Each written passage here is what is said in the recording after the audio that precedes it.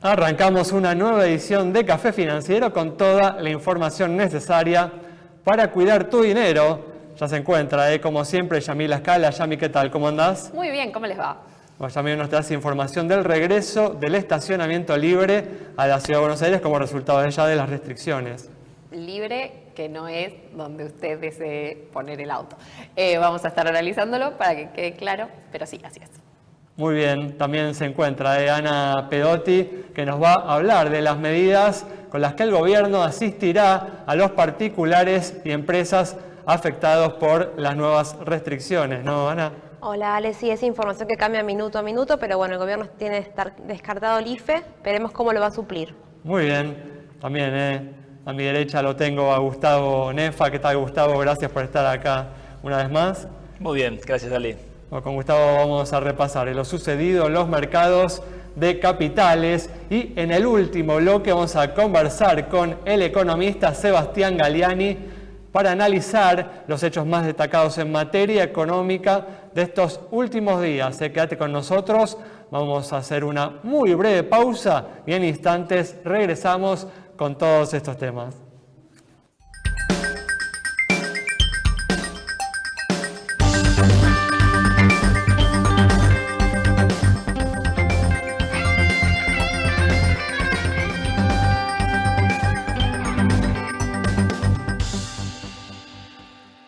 Bueno, arrancamos el programa de hoy. Se vienen aplicando nuevas restricciones a la circulación para hacer frente a la segunda ola de coronavirus. ¿Qué medidas, Ana, está armando el gobierno para asistir a los particulares y empresas afectados por estas medidas? Ale, sí, el gobierno está discutiendo en este momento cómo va a hacer para soportar la sociedad económicamente el costo de un nuevo cierre de la actividad.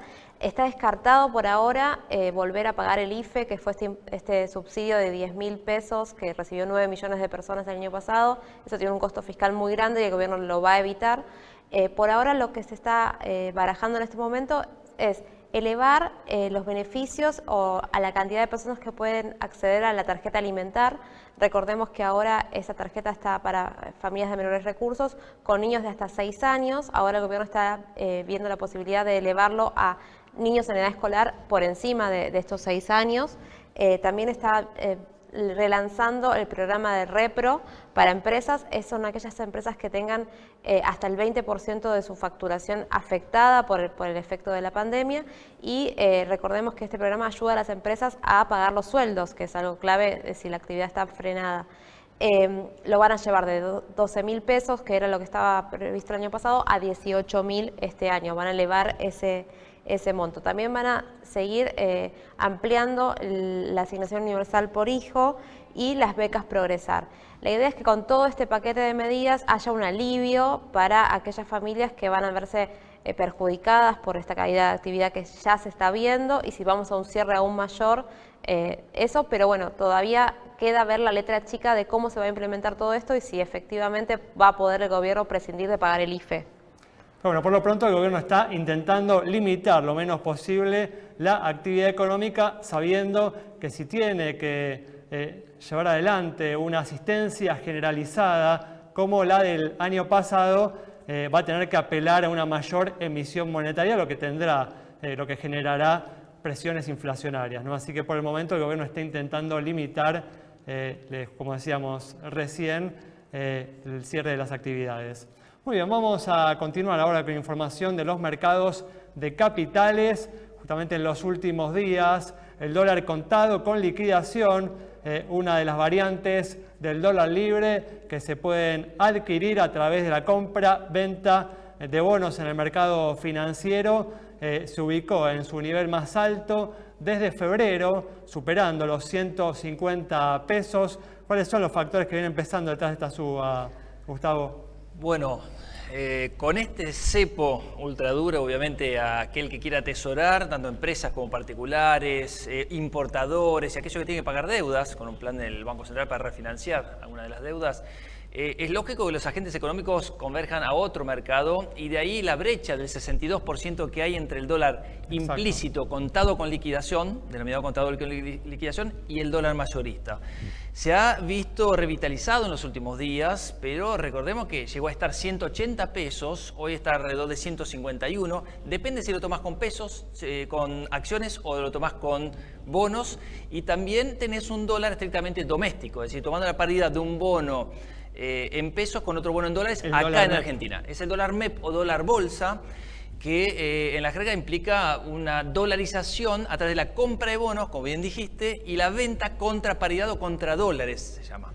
Y eso le da un valor de 143 pesos más o menos. Con un nivel similar al del dólar blue, ¿no? El dólar informal. Incluso un poquitito superior, pero bien por debajo del dólar solidario. Es decir, aquel que quiere ir a buscar el dólar atesoramiento con el 30% más 35% de impuesto, que eso es a cuenta de ganancias, obviamente que le va a salir más barato hacerlo en la bolsa. Tal cual. Pero bueno, ¿cuál es tu recomendación hoy? ¿Ves como algo conveniente comprar dólares en este mercado? Bueno, el Banco Central estuvo interviniendo, regulando, monitoreando, pero además vendiendo cartera de bonos del canje para bajar la cotización, para planchar esa cotización implícita. Pero siempre hay un atractivo de que se pueda disparar, obviamente, en algún momento cuando nos acerquemos más hacia las elecciones, y ahí es donde hay un bono que obviamente a corto plazo tiene mucho atractivo por la paridad que tiene. Son bonos cortos, el AL29, el AL30, son bonos en dólares que cotizan una paridad dólar MEP o contado con liquidación extremadamente baja y por lo tanto muestra una cobertura, pero bueno, obviamente los desafíos son enormes. Ahora, si uno también quiere combinar con una cartera de bonos en dólares atado al dólar oficial, que también tiene su control, pero también tiene una evaluación, creo yo, bastante pisada, existe un bono como el TV22, en el cual uno se posiciona a la suba del dólar oficial. Y pensemos que esto es una estrategia de acá al año 2022, ya pasadas las elecciones.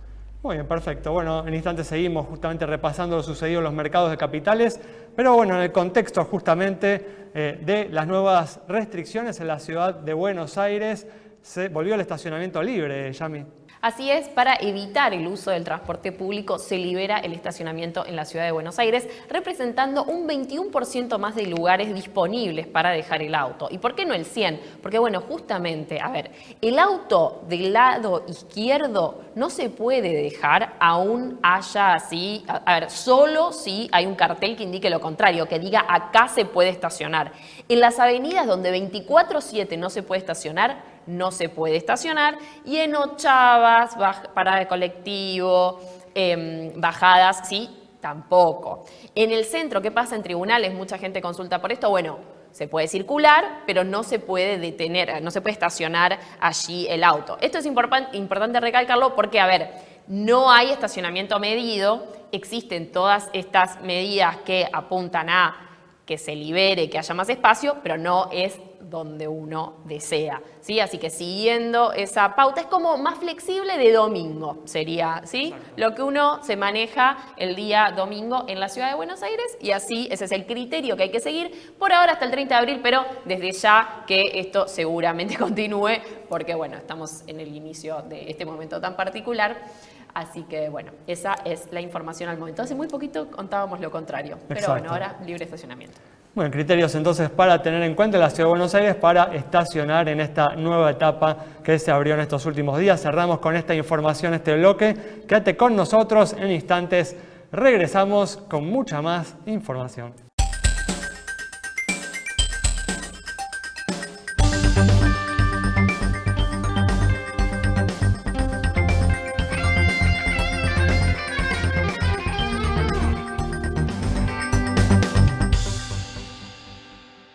Bueno, estamos de regreso y en el marco del aumento de los contagios de COVID-19, los bancos le pidieron a sus clientes que no vayan a las sucursales, excepto que sea estrictamente necesario. ¿Es así, Ana?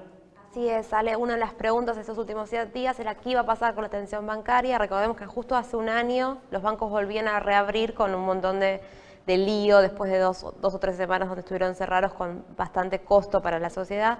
Ahora los bancos garantizan la atención, pero les dicen a las personas que por favor se queden en sus casas, básicamente, que utilicen el sistema de turnos que viene funcionando muy bien, de los turnos digitales, y que sigan utilizando los canales digitales. La realidad es que en el último año los bancos que no tenían buena plataforma de home banking o de aplicaciones hicieron un trabajo excepcional y migraron casi toda la atención a distancia. O sea que no hay muchos motivos que impliquen ir en persona al banco. Habrá algunos y por eso deberemos respetar el sistema de los turnos.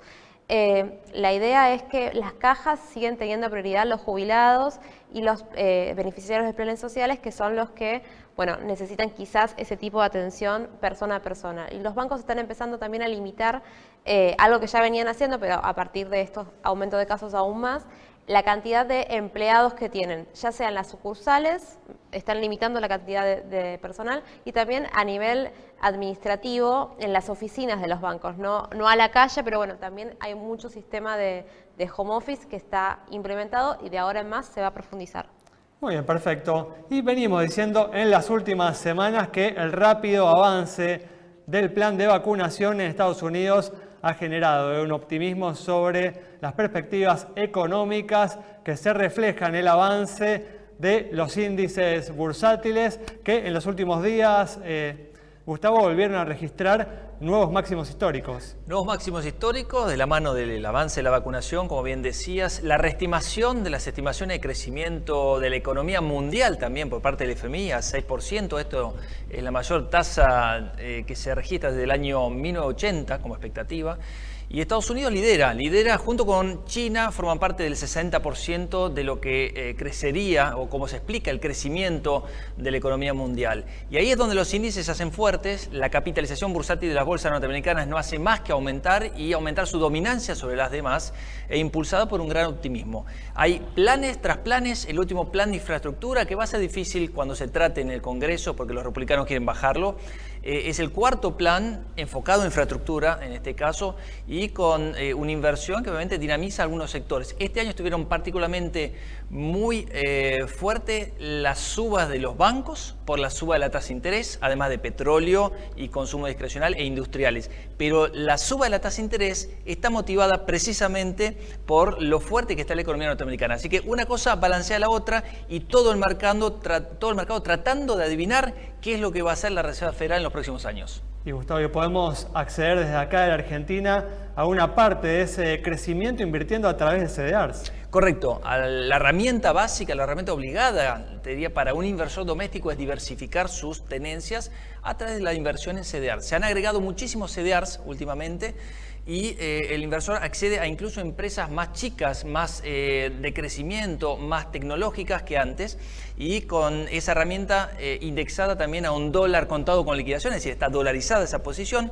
tiene el acceso a la inversión en cualquier empresa global desapegada del riesgo argentino. Abriendo una cuenta comitente en una institución local desde ya, ¿no? Sí, que tenga acuerdo con un broker afuera o directamente con el broker de esa sociedad abierto afuera. Hay muchas sociedades de bolsa local que hicieron aperturas reguladas en Estados Unidos como en Uruguay para abrir cuentas de inversión en extranjero. Para cerrar, Gustavo, decime 2 o 3 CDRs que te gusten. Me gusta mucho el CDR de Berkshire. Es la inversión, el vehículo de inversión de Warren Buffett, cotiza desde hace poquitos meses. Sí. Me gusta especular un poco con empresas más chicas como Zoom Information, la de la transmisión de los calls, y a su vez a través de la especulación en algunas alternativas de bienes básicos como puede ser Vale, la brasileña que pisa fuerte en minería, tanto de metales industriales como de metales preciosos, además de comercio mundial. Muy bien, con estas recomendaciones cerramos el bloque. Quédate con nosotros. Al regreso vamos a estar conversando con el economista Sebastián Galiani.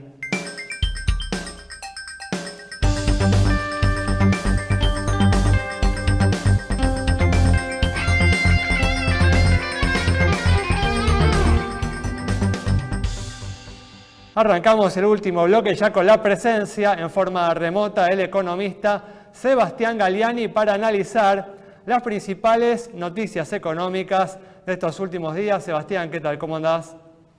Hola, ¿qué tal? Buenas tardes, un gusto estar con vos. Bueno, gracias por atendernos. Y mañana, Sebastián, se va a conocer el índice de inflación de marzo que se espera en torno al 4%, por encima de la cifra de febrero, y va a llevar la inflación del primer trimestre a más del 12%.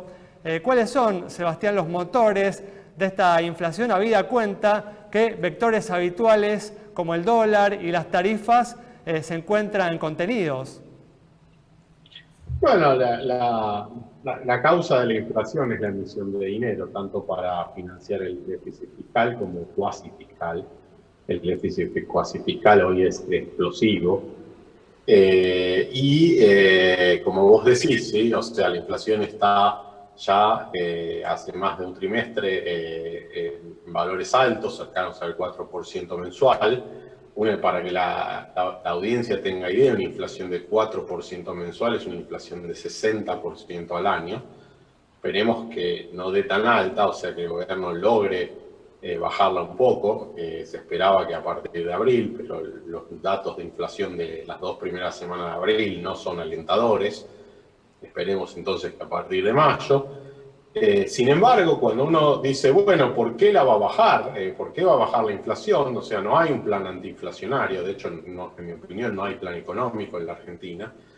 Lo único que atina a hacer el gobierno es a atrasar el tipo de cambio y atrasando el oficial y vendiendo dólares a costa muchas veces de vender bonos en dólares a tasas muy altas o tomar deuda indexada por inflación y atrasar las tarifas. Con lo cual, si logra bajar un poco la inflación y que no de 60, sino que de 40 y pico, en ese rango, igual no va a ser un éxito, porque lo que va a estar generando es inflación reprimida que va a explotar después de las elecciones.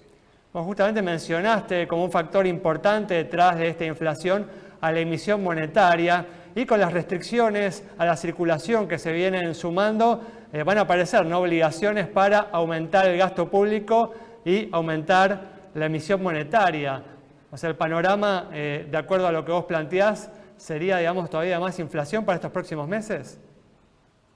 Bueno, o más inflación o más restricciones, más represión financiera para posponer la inflación hasta después de las elecciones. Pero el problema está ahí, y el gobierno lo máximo que puede aspirar, dado que digamos, tiene por un lado problemas reales, como la pandemia, que es un problema que tiene que atender, no puede no atender.